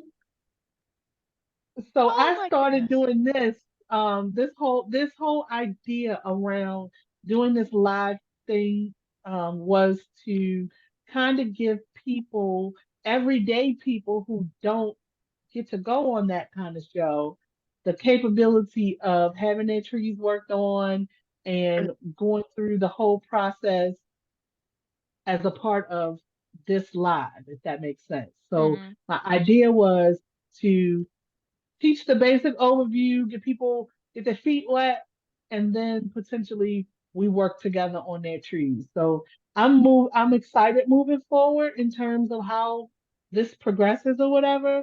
But I really, really, really, really started this whole idea because I had a conversation with one of my friends and she was saying how they don't have nothing for regular people.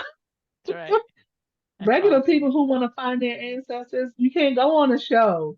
Yeah. And so I was like, okay, we need to make our own show and we need to make our own space. And so that's why I decided to do this. So moving forward, it's going to be interesting. And I'm excited about where that goes. But yeah, I'd love to have him on one of our lives so that we can show him what we know. But He he might be definitely, he He might get, be a Newman. it might be. Might be a Yeah, might be Thompson. might be a Newman. so he's I've a got the Thompsons Thompson. too. He's a He's Thompson? a Okay. Thompson. Okay. I got I know Thompsons he. in my So line. listen though, right? Listen though. The Hmm. Thompson. Let me go back to my tree, and this line. This is my first great grandmother, Uh-huh. Cora, Cora. my grandmother, Okay. and Cora descends from Newman Uh-huh. and Thompson Thompson. family. Yes. Mm-hmm. See, I've got the Thompsons, all of them, Yep. a bunch of Mhm. them. Gee, Yep. can't wait till we talk. Yeah, absolutely, and that's what I said. Oh I my can't wait to God. see what you Everybody have. should see Yep. But he descends directly from um the not Newmans. Thomas, but his father John. Oh, Ooh. So he Wait, what? literally, yes, yes, your fourth Okay, great go ahead. grandfather, and yes, they're he is a going back descendant. from Yeah, John. John, John. John, Winnie, and Chris were all listed on the deed of gift. We're related. Rock, hmm yep, for sure, for sure. Yep. I told you we were going to figure it out. I told you we were going to find the connection. Oh There it my is. gosh. There it is. And so You have Chris John, on yours? Chris. I have Chris on mine. yep, Chris Do you have, Newman. do you have Yes. where she's yep. from, where she's born? Do you have any of that? So I do what I not. don't have, right? So what I don't know about Chris, let me go to her real I don't quick. have much Right, about because when we Chris. were talking to Ted once Chris before, we Newman. were talking about how we didn't know if she was born in Africa and came over, or if she was from another plantation, Yeah. blah, blah, blah, blah, blah, So that kind of Yeah. thing. I don't have so anything. I've been doing some research on her in terms of that exactly. So I don't know whether or not she was a dowager, the dowager slave that was inherited Hmm. through when he married his wife, or whether she was a descendant from the enslaved from the Coratoman plantation. Hmm. So Robert King Carter, so I don't know that if you guys are familiar with the history, right? So Robert King Yeah. Carter um was the grandfather and he owned thousands of slaves. Thousands. And when he died, his will left enslaved people to his three sons and his grandson, right? He then Robert Carter one, he lived at Coratoman Plantation, and he had other plantations that were further away from Lancaster County. But he bought Nominee Hall, or that land, well, not bought, let me rephrase that. He didn't buy it. He patented that land based on the number of enslaved people that he owned. And in Virginia at that time, you could patent acreages of land for every enslaved person that you own, right? So Robert King Carter was the land grant person. He was the he was the land grant. What was the name of it? It's on the tip of my tongue. Well, he was the person who was working for England to patent new lands in America, Mm. right? Mhm. So the law required for every enslaved person, I think you got 5 acres of land. And so he was buying slaves so that he could get more land. And by the end of his life, he owned 300,000 acres of land in the state of Virginia. That land was then split up amongst his sons and the daughters, all of his kids, right? And I don't know whether he bought Chris or whether or not she was born at Cortona. And so Mm-hmm. I've been looking through the records at Cortona. There's tons, I mean, Mm. tons of information at Cortona. And if I can move this out my way, oh, I can move it out my way. Great. The historic Christ Church.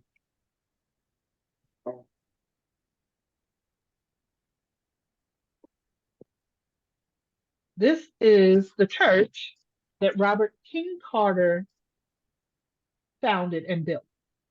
Mm-hmm.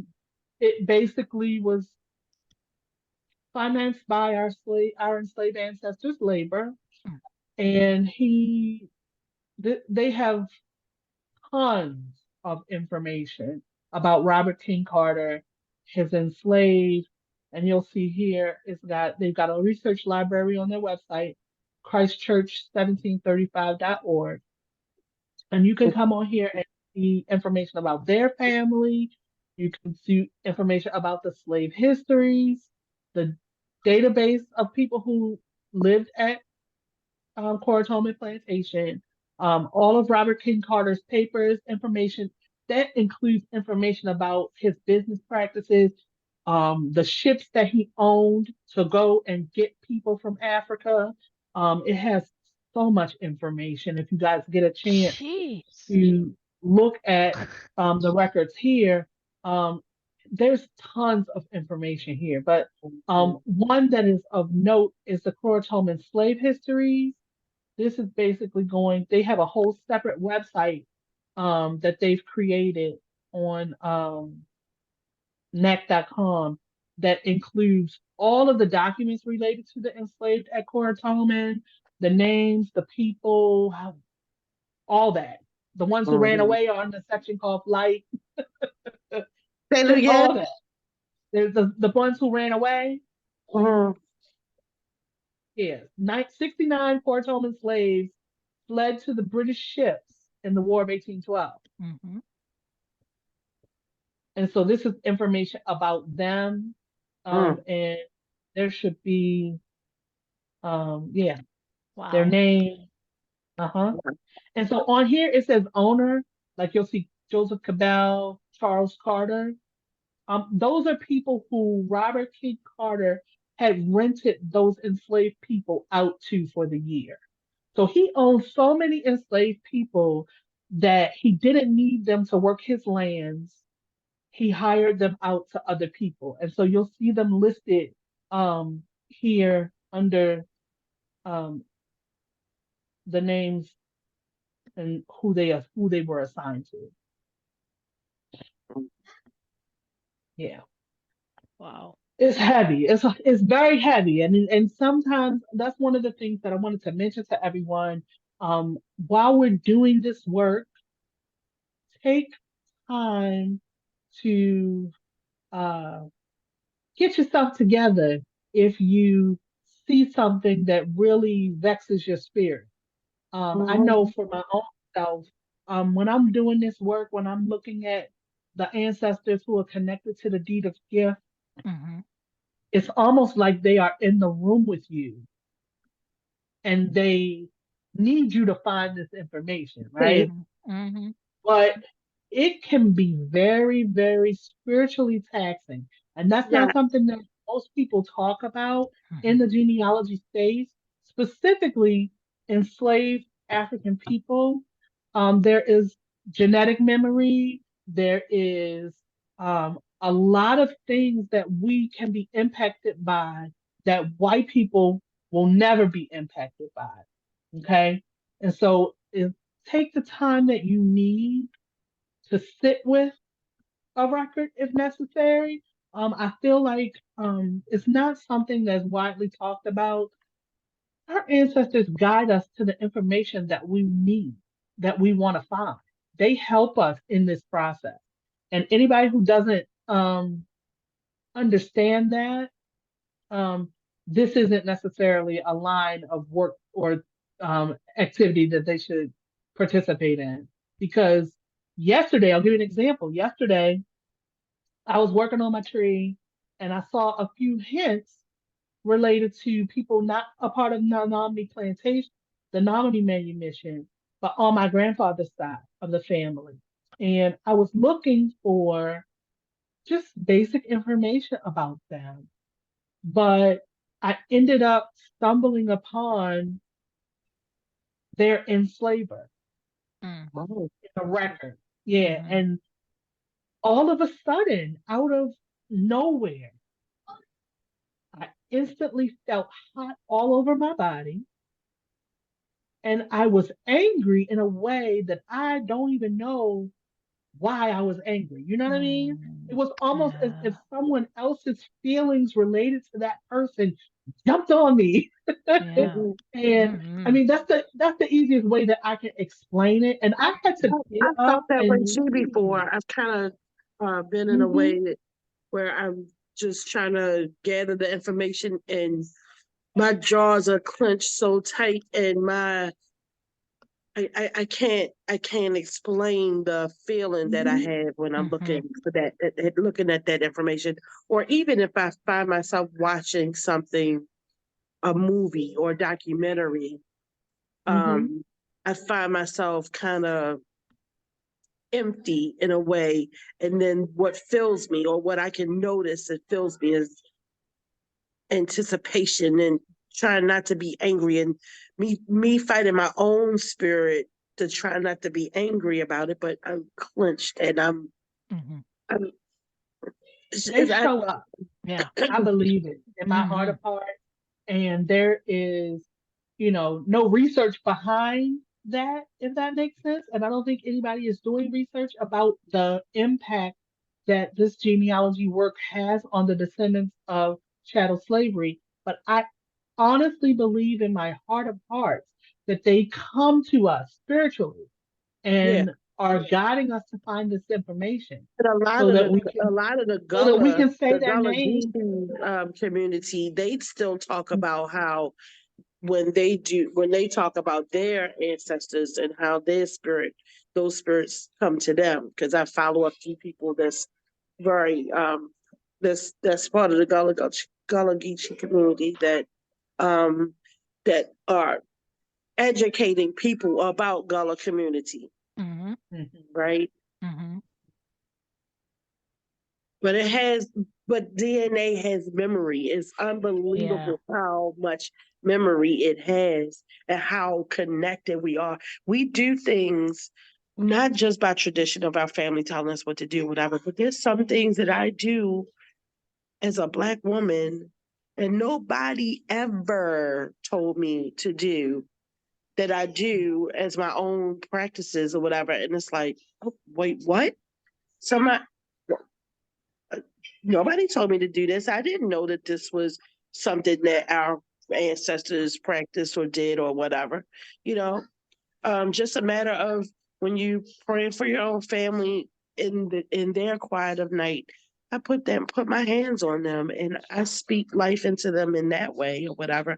Some people don't have to tell me to do that, but Mhm. I've done some research to find out that some of the women in my family down the line were healers in a way of actually putting their hands on them and just, using whatever they had to use to heal. Mm-hmm. Mhm. 100%. I totally agree. Yeah. Totally agree. And Yeah.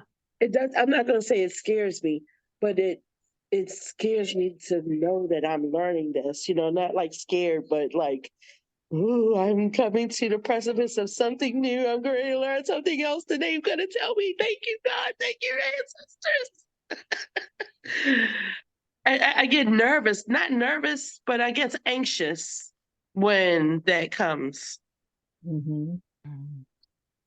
And so I think it's important for us to share our experience in terms of like when I went to go look for my fourth great grandfather, this is what happened to me. Mhm. Like, I don't think that there's any um, research around the spiritual aspect of doing this work.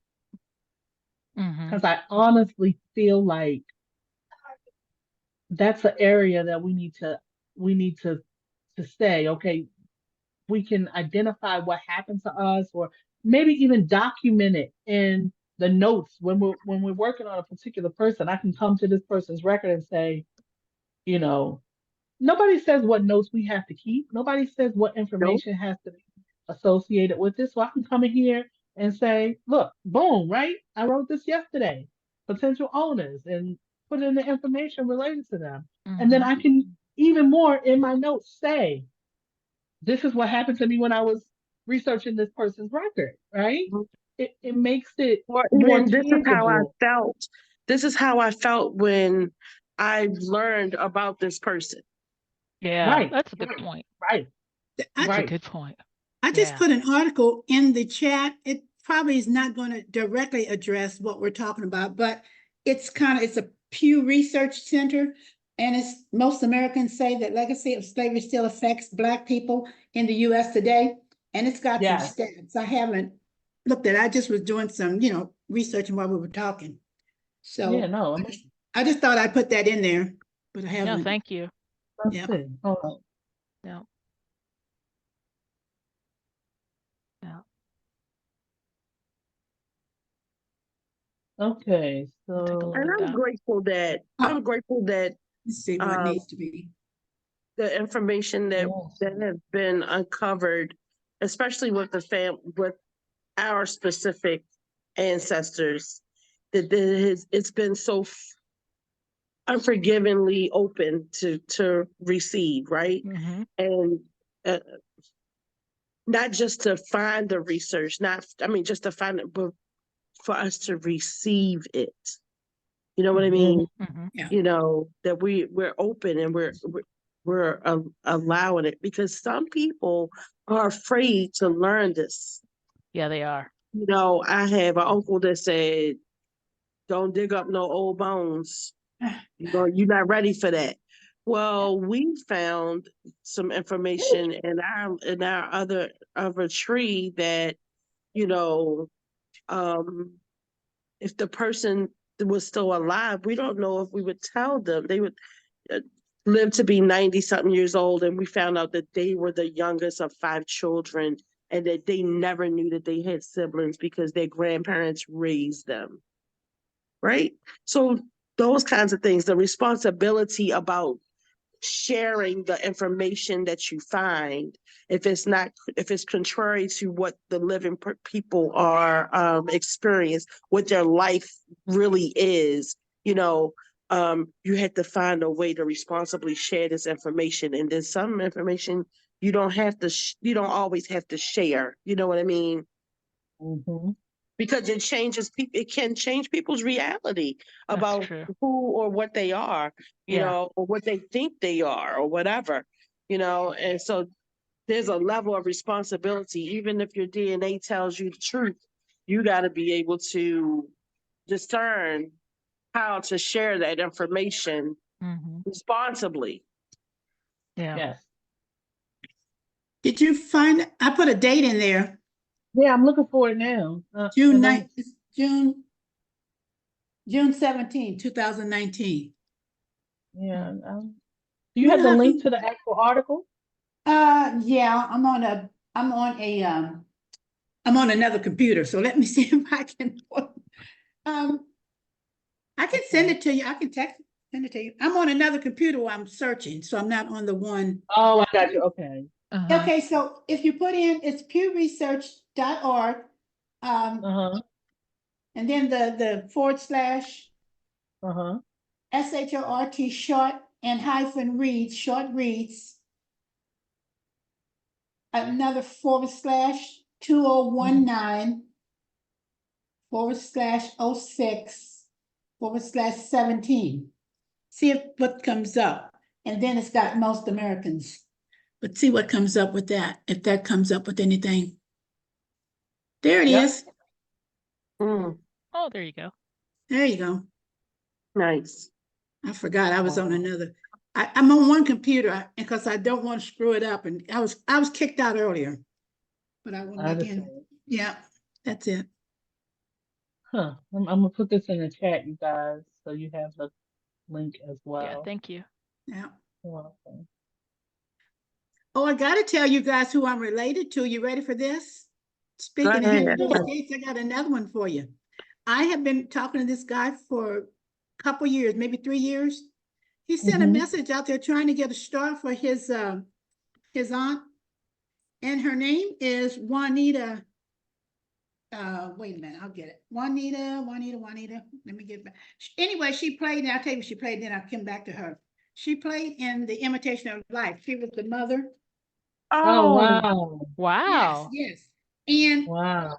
he's trying to send things out for people to get the star. Juanita Moore, for people to get the star. And I thought, you got to do your research and verify. I said, this guy is just kind us. He's trying to get some money. I went back and did my research. I'm literally DNA related to Juanita. She took the DNA test. whoa. Wow. And he has an article. They're trying to get her star. Yes. And him and I, we've been working, trying to figure out how we're related for, like I said, 2 or 3 years. But Mm. actually, Wow. Juanita Moore, yeah. Yeah, we So can I look gotta into say, that, Phyllis. Look, I want to huh? get you on my calendar sometime next week if you have some Okay, time. okay, That will yeah, be good. yeah. That is awesome. Yeah, it's awesome. So I told my sisters, see, you guys, they're gonna run me out of the family. I told them we're related. She's trying to get a star. We need to send some money. So we're gonna do a small collection because they're still short, but they just need a few more dollars. They're not asking for a lot from everybody, but Uh-huh. that's Sure. Right. 23andMe. That's what he did. He sent it out to, I guess because him and I had been in contact. That's why I thought it was I'm like, this is not for real, but then I did my Right. research. So, and she took the test. That's why I'm so happy. Because even That though I was is related to amazing. him, it didn't mean anything until I saw her name Right. in my Right. 23andMe database. Nice. That's my That's latest awesome. So story. have you done you both done 23andMe? I've done 23andMe, Ancestry, mine's on Living Family Tree, My Heritage, Wow.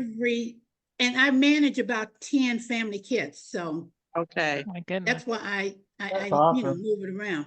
And I'd like to see all of us get on Jet Match because remember, I'm Jet on Match, JetMatch. you on Jet I'm Match, on JetMatch. we can Mm-hmm. I lower just our need to download percentages. my data. I need to download my data and do mine. My Camille's dad, my Yeah. fiance, he Yes. is from Mhm. Jamaica. And so I am in the process of trying to help him find his family. And what he doesn't realize is that you have to take a DNA test in order to be matched on the day one DNA Right, website. right. So Mhm. anyway, so we're going through doing all of that. Yeah. And I did his jab match. So I'm Yeah. learning jab match. I'm not very versed in it, So I have two so kids on Oh, JetMatch. I have two kids can on you, JetMatch. let's see. Let me put my so his kit and my kit do I this what I manage on Ancestry. Mm-hmm. because on Jet Match, we can lower the percentages. That's how I find Right. people. Because I Right. think let me get one of mine. I know one of my kit numbers, but I don't know all of them. Gee. Hold Yeah, on. I know that feeling. Well, know. I think my time is up for the night because I have to get my little one ready for bed for school tomorrow. I do too, Yeah. Lisa. Don't, you're Absolutely. not alone. I hope she ate. It's, it's good I left that that up we, to the other family members. All the time. That's gonna write down one of your kit numbers. I think we've already matched. we probably have. My kit We number have, is I think. Yeah. A 830-548.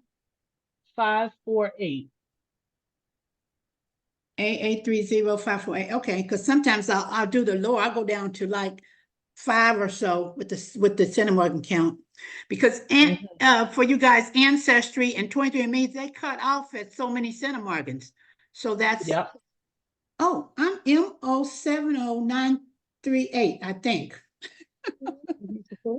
I think. Let me look real quick. Geesh. CH. Oh, I just can't, for some reason, I'm not getting into it tonight. What's going on? How come I can't get into Jet Match?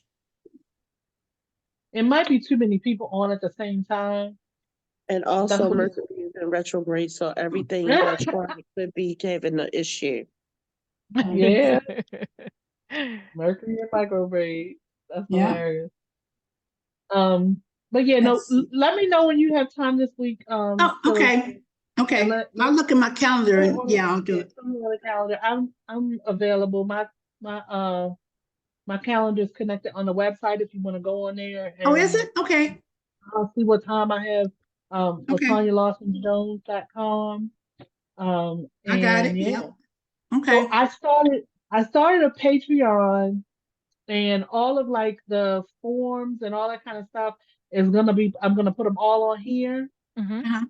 So I'll post a link so that you guys can get the family group sheets and all of the documents that we talked about today. Okay. Okay. Got it. My Thank you. pleasure, ladies. You all have a good evening. You Have a Oh, this great is too. Thanks, awesome. Lisa. This is awesome. Thank you, Appreciate you. Latanya. Bye-bye. Thank you. You Cousins, guys have a goodbye, wonderful cousin. evening. Bye, cousin. We gotta exchange Okay. recipes now. Don't forget as we move forward. That's my All right. life. That's my Yeah, life. I know. Lisa is the cook. Oh, I am so happy. I'm going to find my home. Yeah, Exactly. for sure. Yeah. Bye-bye. Well, thank you, ladies, for Bye. participating, Thank you. and I look forward to next week. All right. Okay. Thank you. Thanks. Bye-bye. All right. Bye bye.